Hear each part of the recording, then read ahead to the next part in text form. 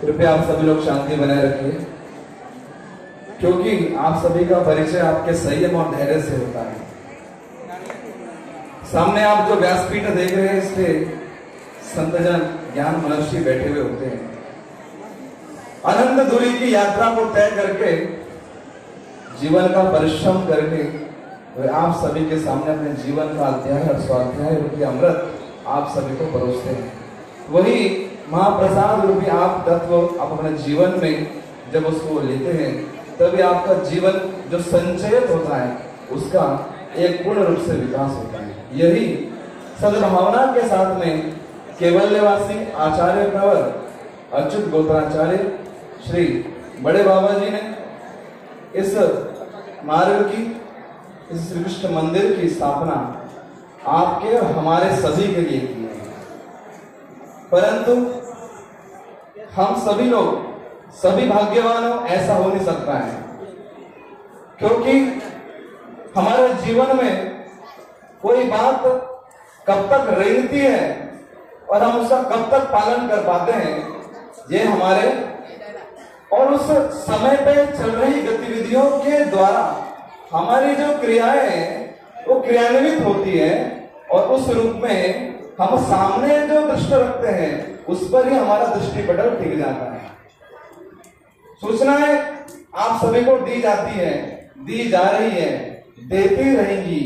और इसी प्रकार से ये कार्य होता रहेगा, चलता रहेगा। परंतु यह जो समय है 30/31/2022 का वापस फिर नहीं आएगा, फिर 2023 आएगा। लेकिन जो आपके जीवन में अगर शरीर रूप से परिवर्तन ला सकेंगे, वह अमृत रूपी हरि अक्षर का शब्द मतलब प्रेम, जो कि आदरणीय श्रद्धेय केवल्यवासी संस्थापकाचार्य श्री बाबा जी ने आप सभी को दिया है, उसी के मद्देनजर रखी आज की धर्म सभा। इस धर्म सभा के सभाध्यक्ष परम आदरणीय परम श्रद्धेय श्रीमद ब्रह्म विद्या शास्त्र वाचस्पति आचार्य प्रवर महात्मा मठ करंजे आश्रम के संचालक मेरे आदरणीय श्री विद्या गुरु जी श्री बाबा जी, कार्याध्यक्ष के रूप में जिनकी नियुक्ति हुई है तेलंगाना लिंगमपल्ली मंदिर के संचालक आदरणीय श्रद्धेय श्री बाबा जी, आदि अनेक स्वागताध्यक्ष इस मंदिर के बहुत ही निकटवर्ती जिनका संबंध रहा है, ऐसे माननीय सेवानिवृत्त श्री महापौर महोदय जी, उपस्थित व्यास मंच पर सभी गुरुतुल्य गुरुजन, चिंतनीय जन, आदरणीय श्रद्धेय आचार्य प्रवर श्री बाबा जी, माणबा आश्रम पैठन रोड आश्रम के संचालिका परमादरणीय परम श्रद्धेय आचार्य प्रवर श्री बड़े बाबा जी, इस संस्था को आदरणीय श्री बाबा जी के साथ में सभी कार्यों में, क्रियाओं में अपना संपूर्ण रूप से योगदान देने के लिए जिनका सर्वोत्तम रूप से सहयोग रहा था, वैसे आदरणीय श्रद्धेय श्री चेतना दादाजी, आदरणीय श्रद्धेय श्री शास्त्री बाबा जी, उपस्थित आप सभी धर्म प्रेमी प्रभु संगत। 2 दिन की है कार्यमालिका, अर्थात 2 दिवसीय है कार्यक्रम, और जिस पर हम देखते हैं कि दिसंबर महीना अपने अंतिम पड़ाव पर आ चुका है। कुछ ही घंटों के बाद में हम 2023 में प्रवेश करेंगे और 2022 हमारे जीवन से निकल जाएगा। परंतु 2022 की बहुत सी अच्छी और बहुत सी हमारे साथ जो हमें न मन को भाने वाली जो बातें होंगी, वो हमारे साथ मन को हमेशा ही लगी रहेंगी। परंतु व्यक्ति क्या करता है कि आगे अनंत सालों तक भी बहुत कम ही व्यक्ति ऐसे हो पाते हैं जो कि अच्छी चीजों को अपने साथ लेकर के चलते हैं, और जो कमियां हैं उनको नजरअंदाज करके या फिर उन कमियों में सुधार करके वर्ष में संकल्प लेते हैं। जैसे कि अभी चिंतन जनक श्री बाबा जी ने बताया, वास्तव में भगवान श्री कृष्ण और हम सभी के सामने, हमारे सभी के मन में श्री अर्जुन जी, वास्तव में श्रीमद् भगवत गीता जी का जब भगवान जी ने रसपान कराया श्री अर्जुन जी को, और जिस समय पर इस मंदिर की आधारशिला रख गई, तो वहां पर भी भगवान श्री कृष्ण चंद्र जी की पवित्र श्री मूर्ति का अनावरण किया गया। एक प्रतिमूर्ति के रूप में, एक विग्रह के रूप में आज इसके अंदर एक देखा जाए तो एक ज्वलंत जो प्राण है वह हमें महसूस होता है, लेकिन आपको महसूस नहीं हो रहा पा रहा होगा, क्योंकि मेरे दाई ओर से इतना शोर आ रहा है कि लगता है कि उनकी जो ताकतवता है वो बहुत ज्यादा है, और वह किस तरह के सोच विचारधारा को परिचय देते हैं इस व्यासपीठ से मुझे बोलते हुए अच्छा नहीं लग रहा है। कारण कि हम सभी कहते हैं कि हम सब समाज है, परंतु समाज में जब तक सुव्यवस्था और सुसज्जनता और अनुशासनता नहीं होगी तब तक हम सुव्यवस्थित समाज का निर्माण नहीं कर सकते। हम भले यहाँ पर कुछ देरी के लिए बैठे हो, परंतु जब तक हम उस कार्य का पूर्ण रूप से संगोपन नहीं कर लेते अपने जीवन में, तब तक उस कार्य की परम सिद्धि का प्रसाद हम प्राप्त नहीं कर पाते। और वह तभी आवश्यक होता है जब हम अपने श्री गुरुजनों के पास में आते हैं। बहुत अधिक दो शब्दों पर केवल मात्र जोर दिया गया है जब मैंने आदरणीय बाबा जी का श्री का जो व्याख्यान सुना कि हमें अपने अंदर रूपी जो शुद्धता है, जो दौर्बल्यता है, उसको कहीं ना कहीं दूर करना है। मतलब एक प्रकार का नया संकल्प लेना, नया जीवन का नया सवेरा हमारे जीवन में जब उगता है, जब अरुणोदय हो हमारे जीवन में होता है, तभी हमारे जीवन में संत बसंत रूपी कार्य करते हैं और हम नव वर्ष की ओर, चैत्र की ओर, प्रतिपदा की ओर पदार्पण करते हैं। जहाँ पर सारी प्रकृति मुरझाई हुई होती है, वही दूसरी ओर जब प्रकृति में सजगता आती है, जब प्रकृति में एक प्रकार की क्रांति आती है, तभी हमारे जीवन में नव दीप का प्रकाश होता है। अर्थात ये जो मंदिर है ये हमारे सबके जीवन में ज्वलंत क्रांति को पैदा करने के लिए बनाए गए शक्ति स्थल है, शक्ति कुंज है, जिस जगह पर ऐसे महान संतों ने, गुरुजनों ने अपनी महान तपश्चर्या करके केवल एक अपने मात्र तक ही उसको सीमित न करके आगे की उस दृष्टि को अपनाते हुए समाज के उस विभिन्न वर्ग तक पहुंचाने का जो कार्य किया है वह आदरणीय श्री बाबा जी और संस्था के माध्यम से अभी तक चलता आ रहा है। अभी आपने देखा होगा कुछ देर पहले कि इस व्यासपीठ पर अन्य दो मुस्लिम व्यक्ति भी बैठे। वास्तव में कहा जाए कि ना श्रीमद् भगवत गीता बुरी है, ना कुरान पाक बुरा है, ना उनका खुदा बुरा है, ना हमारा ईश्वर बुरा है। देखा जाए तो बुरा कौन है? जो हमारे दिमाग में बैठा हुआ शैतान बुरा है। इसलिए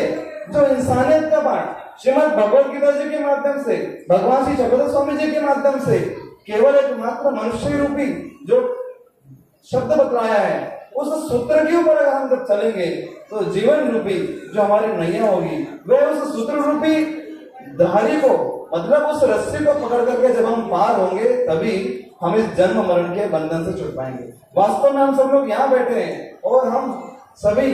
इस और अपना ध्यान निर्दिष्टित नहीं कर पाते, हम अपना ध्यान इस पर आकर्षित नहीं कर पाते, परंतु हम अनंत दूरी की कोस की यात्राओं को पार करके हम पहुंचते हैं, परंतु कि एक प्रकार का अलग उल्लास, जल्लोष और होती है विचार की धारा। परंतु वह सब होने के बावजूद भी जब हम एक छत्र के नीचे बैठते हैं, उस छत्र के नीचे आने के बावजूद भी हमारे अंदर जो एक तेजस्विता होनी चाहिए थी, जो हमारे अंदर उस प्रकार की उस विचारों को पाने की जो ललक होनी चाहिए, झलक हमारे चेहरे पर झलकनी चाहिए, वह उस जगह पर हमें कभी महसूस नहीं पाती। क्यों? क्योंकि हम अपने ध्यान से, अपने मुद्दों से भटके हुए होते हैं। वास्तव में श्रीमद् भगवत गीता जी का एक ऐसा धर्म ग्रंथ है जो केवल जय कृष्ण महानुभाव संप्रदाय ने ही नहीं, अपितु विश्व के सभी राजगुरुओं ने, धर्माचार्यों ने, अनेक राजनीतिज्ञों ने और अनेक फिलोसफरों ने इस शास्त्रों को अपनाया है। और जब हम इसको बहुत गहनता से या इसकी मर्मज्ञता को जब हम नहीं समझ पाते, या इसको हंसी में, मजाक में, या केवल एक प्रकार का इसको धर्म ग्रंथ या शब्द रूपी धर्म ग्रंथ की उपमा जब देते हैं, तो वास्तव में हम उस ज्ञान से परिपूर्ण रूप से परिचित नहीं हो पाते हैं। वास्तव में ये सब कुछ बातें हमारे सभी और आपके सभी के लिए, और स्वयं मेरे लिए और आप सभी के लिए भी ये बात बहुत मद्देनजर रखती है, क्योंकि गीता ही हमको जीने की कला सिखाती है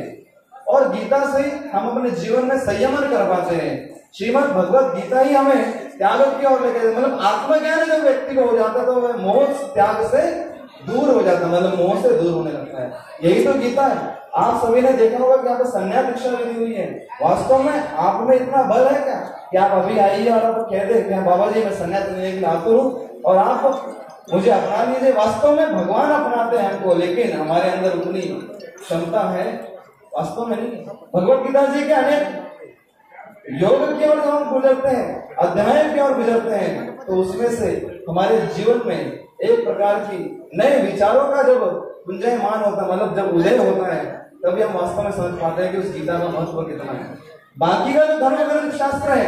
सर्वदेशी चतुर स्वामी जी के द्वारा श्री निरूपित ब्रह्म विद्या ज्ञान शास्त्र को हम तभी जान पाएंगे वास्तव में जब हम मौलिक रूप से जो श्रीमद् भगवत गीता जी का जो ज्ञान सार बतलाया गया, जो गीता तत्व ज्ञान बतलाया गया है, जो यथारूप से हमारे सामने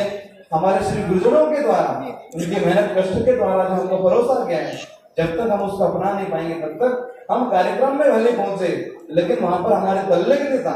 जब तक हम वहां पर संलिग्नता नहीं लगाएंगे तब तक हमारा धैर्यता,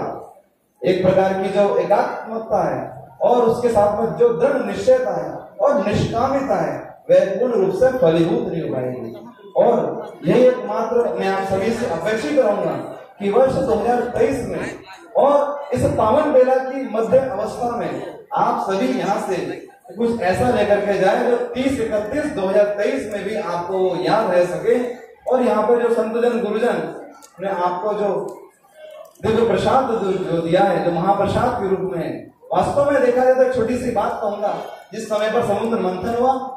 समुद्र मंथन में से अनेक रत्न भी निकले और औषधियां भी निकली, सामग्रियां भी निकली और तो और विष भी निकला और अमृत भी निकला। देवताओं ने उस अमृत को पिया, परंतु वहीं पर ही छल करके अपने आप को छिपा करके जब राहुदेव बैठे तो उनको भी जब लक्ष्मी रूप में विष्णु जी ने जब क्या दिया था, अमृत पिलाया, तो वह भी अमर हो गए थे और आज भी उनका नाम लिया जाता है। कहने का अभिप्राय आपको मैं यह बताना चाह रहा हूँ कि जब वह अमर हो सकते हैं तो हमें तो परम से शांति को प्राप्त करना है, जहां से हमें वापस पुनः रूप से लौटना नहीं है। यही श्रीमद् भगवत गीता जी का तत्व ज्ञान हमें सिखाता है कि आप मेरे धाम में आइए, वापिस आपको इस धरती पर आपको आने मैं नहीं दूंगा और मैं तुम्हें अपनी शरणागति को प्रदान करूंगा और अभय रूप से तुम मेरे पास आ जाओ, मैं तुम्हें हर प्रकार से मुक्त करके तुम्हें अपना निजानंद सुखानंद परमानंद प्रदान करूंगा। यही श्रीमद् भगवत गीता जी का तत्व ज्ञान सार रूप से आप अपने सभी जीवन में उतारिए। यही कल्पना करते हुए मैं अपनी वाणी को विराम देता हूँ। श्री गोपाल मंदिर, अर्जुन नगर, गाजियाबाद, उत्तर प्रदेश। श्री गोपाल मंदिर, राजस्थान, जयपुर। मदरसा महानुभाव मठ, गोपचंडी श्री क्षेत्र, नांदेड़ अंतर्गत सभी संस्थाओं की ओर से, जामोदेकर मदरसा कुल परिवार की ओर से तथा मैं अपनी ओर से इस कार्यक्रम को आदरणीय श्रद्धेय व्यवस्थापक मंडल को मैं अनेक शुभकामनाएं देते हुए अपनी इस वाणी को विराम देता हूँ। श्री गोपाल कृष्ण महाराज।